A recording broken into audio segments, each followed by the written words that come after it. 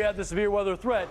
All right, I think this is going to be the catalyst to why we're going to be seeing the severe threat, a 2 out of 5 for areas like West Texas, but showing you other spots that ultimately get the problems from the dry line. It's the natural state. It's those spots that are near where you have that clashing and these long driven storms actually ride all the way out into spots like Arkansas, Missouri, and those areas that we were just showing you. But there's the risk in the dry line, apparently. Yeah, anytime I'm seeing a severe risk around this part of the country, the first thing that comes to mind is it's probably dry line related. Not always, but almost always. And again, what did you say in the last segment? You were talking about rinse and repeat. I mean, look at this. Tomorrow, Wednesday, it really is. You're going to see almost the same exact type of thing when we look at the future track here in a minute.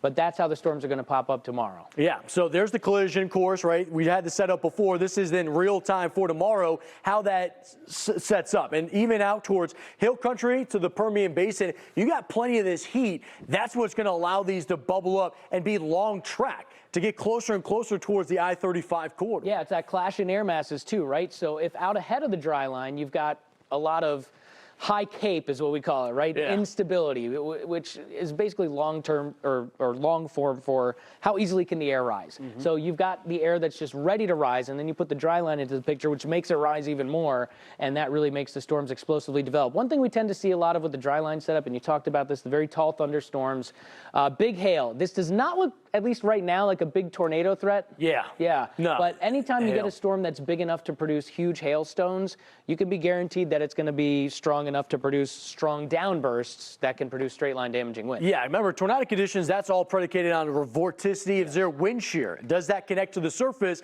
This shows you there's plenty of instability. And so if there is any type of shear, it will capitalize on that. It doesn't look like it, right? It looks low end. This looks like it could be another large hail, which is fascinating. It takes any type of debris, it could just be a speck of dust, binds water, then it solidifies because it's so high up in the atmosphere. There's times where I've seen beetles be at the center. This is the nucleus of the hailstone.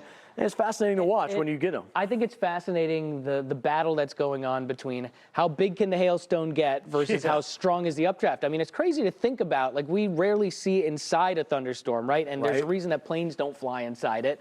But imagine, like, you're flying up in the air, like, not in a plane, like you're in a dream or something, and there's actually wind up to 100 miles per hour that's going upward. I mean, that's how strong the updrafts are in these. Is that considered a dream anymore? I think we just entered a nightmare. I took a nap today. You got some pretty vivid ones during those naps. I'm sorry. Yo, I'm jealous. I took way too much coffee today. Hey, let's talk about those same spots that keep getting the storms. They're not only getting the potential of that hail, the damaging wind, but oftentimes they just keep getting the rain, and they can't get out from the rain. And because of that, the flooding now becomes top of mind. So we're going to talk about that flood risk over the next several days ahead. Here's that rain forecast for areas of Kansas down towards northern Oklahoma. Widespread 2 to 3 inches of rain. Now, that may not seem like much, right? 2 to 3 inches of rain, but when you're looking at that large of an area, you're extrapolating out probably 200, 300, 400 miles of at least 2 to 3 inches of rain, and that's going to all funnel into the same different river basins.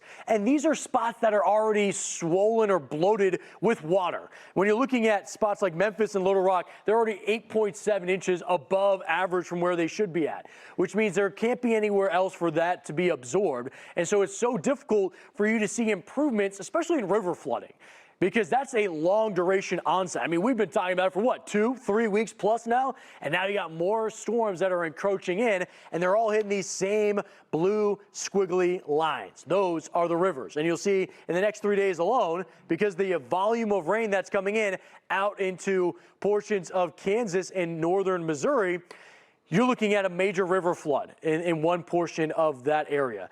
This is all because of the storms that just keep getting ignited by the dry line that Ari and I were talking about, and truly sweeping out of the Intermountain West. What's important to note is you see the visuals below. That was out of Oklahoma, where sadly it turned deadly because of the rushing water. Rushing water to sweep you and I off our feet, 6 inches. Doesn't take much. In order to sweep a vehicle away, a foot of water. And so oftentimes think of that when you move and you're driving and you see a flooded roadway and you're saying, I don't want to take that 15-minute detour. I just want to drive through it. You're putting yourself at a great risk, and you're putting yourself at a big risk of damage for your vehicle and a high price tag. Ultimately, when you sit there behind the steering wheel, is it worth it? No. take the detour, take the route, especially if you're in these areas where you're seeing flash flooding play out week after week after week.